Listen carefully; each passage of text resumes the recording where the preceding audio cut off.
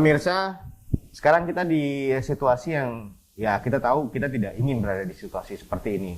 Namun ada beberapa hal yang dilakukan oleh pemerintah, kebijakan-kebijakan dilakukan untuk menekan pandemi terus menyebar.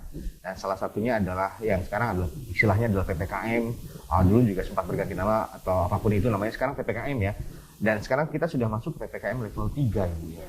Nah, ini peran dari Dishub dalam penanganan pandemi ini seperti apa sih, Bu? Ya.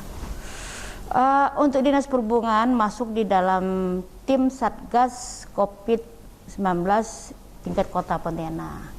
Jadi fungsi Dishub saat sebagai tim Satgas itu bisa multifungsi, bisa masuk di dalam untuk membubarkan apabila ada kerumunan dan juga pengaturan lalin.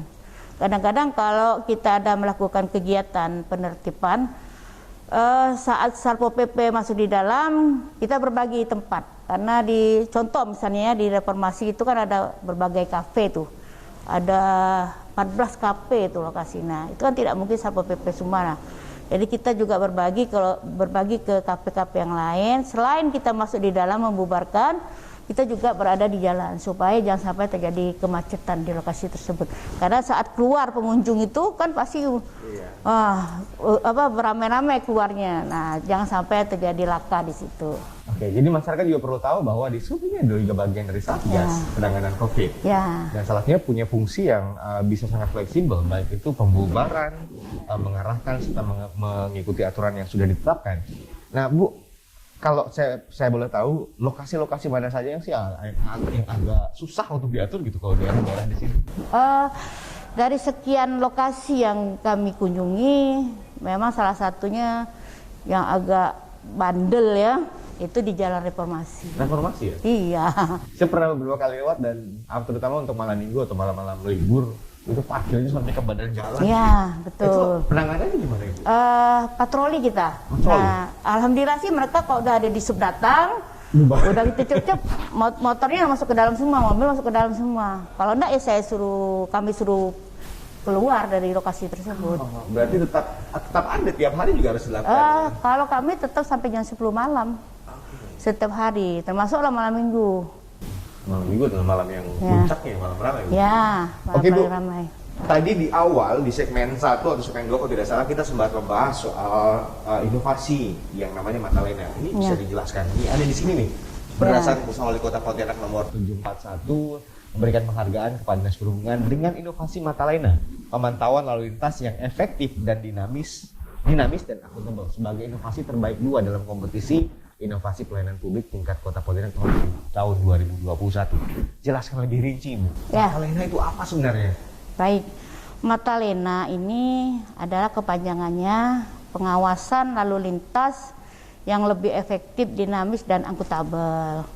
Nah, ini salah satunya kita ingin melanjutkan inovasi BCL kemarin dengan skop yang lebih luas. Nah, kalau BCL kan hanya di persimpangan. Tapi kok Matalena kita bisa mobile sekecamatan. Nah, itu kita kunjungi dan kita apabila terjadi hal-hal misalnya ada perkelahian, ada laka, itu bisa direkam langsung. Dan itu bisa jadi bahan untuk pihak kepolisian untuk mengecek siapa yang salah. Dan mereka kadang-kadang dari pihak kepolisian juga hadir melihat rekaman kami supaya nanti hasilnya lebih objektif ya.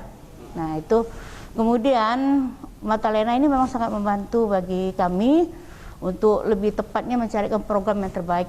Gimana sih untuk memberikan tingkat kesadaran bagi masyarakat dalam berlalu lintas khususnya ya. Bu, kalau boleh tahu tingkat kesadaran masyarakat kita di Pontianak ini dalam berlalu lintas gimana sih? Kurang lebih kalau lihat persentase ya, karena saya bandingkan dari tahun 2015 itu kurang lebih sudah 70%. Membaik. Ya, membaik. Berarti sudah mulai banyak yang taat dan paham aturan. Ya, betul.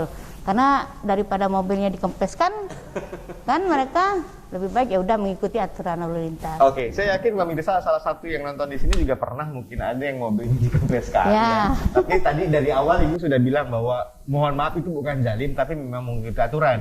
Mungkin pada saat dikempeskan Anda tidak mendengarkan waktu dipanggil Ibu ya untuk dipindahkan. Sekali lagi makanya jangan parkir di badan jalan. Sekali lagi, ini beberapa inovasi terobosan yang dilakukan oleh Dinas Perhubungan Kota Pontianak. Bukan hanya dalam sekedar terjun langsung, tapi juga beradaptasi dengan dunia digital, memberikan informasi dan juga berhubungan dengan bukan hanya Dinas Perhubungan saja, tapi dinas-dinas terkait, kepolisian, kemudian lain-lainnya. Sekali lagi masyarakat punya keluhan, punya apapun yang kira-kira dikeluhkan soal masalah perhubungan, silahkan adukan. Apapun itu fasilitas umum, silahkan adukan. Mudah-mudahan bisa diselesaikan dengan cepat. Kita akan kembali lagi nantinya dengan beberapa pesan terakhir yang akan diberikan oleh Ibu Utin Slerena. Tadi saya berpikir masalahnya itu diambil dari nama Ibu ya. Tapi ternyata singkatannya cukup panjang, yaitu adalah pemantauan lalu lintas yang efektif, dinamis, dan akuntabel. Kita akan kembali lagi setelah yang berikut ini.